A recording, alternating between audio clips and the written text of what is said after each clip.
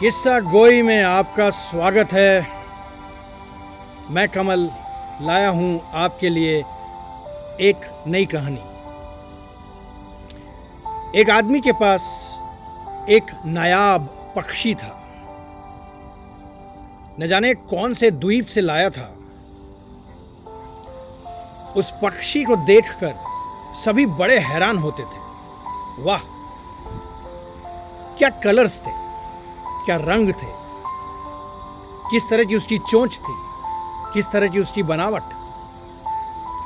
उस आदमी के लिए वो पक्षी बहुत बड़ी चीज थी। उस आदमी के लिए वो पक्षी अभिमान करने की चीज थी। एक दिन वो आदमी कहीं घूमने जा रहा था। पक्षी ने उससे कहा, ऐ मानव, तुम जहां जा रहे हो वहां तुम्हें मेरे भाई बंधु मिलेंगे। अगर तुम उनसे पूछ सको कि मेरी आजादी मुझे किस तरह से मिल सकती है तो मुझे बड़ा अच्छा लगेगा। आदमी हंसने लगा। उसने कहा, हे नायाब पक्षी, या तो तुम बहुत भोले हो या बेवकूफ, क्योंकि अव्वल तो शायद ही मुझे तुम्हारी कोई प्रजाति का पक्षी मिले। अगर मिल भी गया और मैंने उससे पूछा कि तुम्हारी आज़ादी किस तरह से मिल सकती है तो तुम्हें क्या लगता है कि मैं तुम्हें आके बताऊंगा? कभी नहीं। और सबसे बड़ी बात, अगर मुझे पता चल भी गया और मैंने तुम्हें बता भी दिया तो तुम्हें नहीं लगता कि तुम्हारी आज़ादी मुझे भी पता चल जाएगी? तुम्हें कैसे आज़ादी मिलेगी इसके बारे में मुझे पूरी खबर हो जाएगी। तो फिर तुम कैसे भागोगे? मैं तुमसे बहुत प्रेम करता हूं, मैं तुम्हें जाने नहीं दूंगा। पक्षी ने कुछ नहीं बोला। वो आदमी अपनी यात्रा पर चला।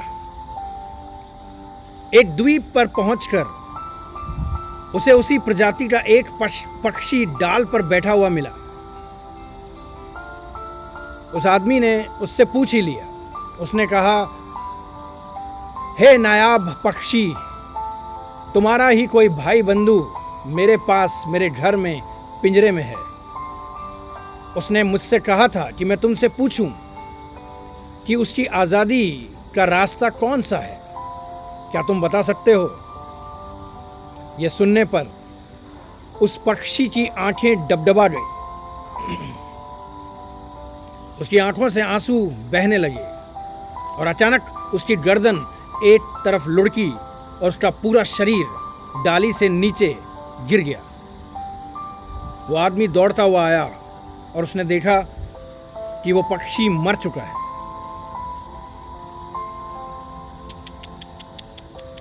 उसे लगा बेचारे को शायद ये सदमा सहन नहीं हुआ, शायद उसी का कोई रिश्तेदार होगा।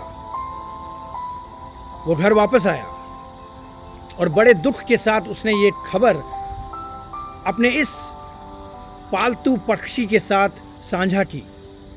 उसने कहा, माफ़ी चाहता हूँ, लेकिन तुमने ही कहा था कि तुम्हारे किसी बंधु बांधव से पूछूं।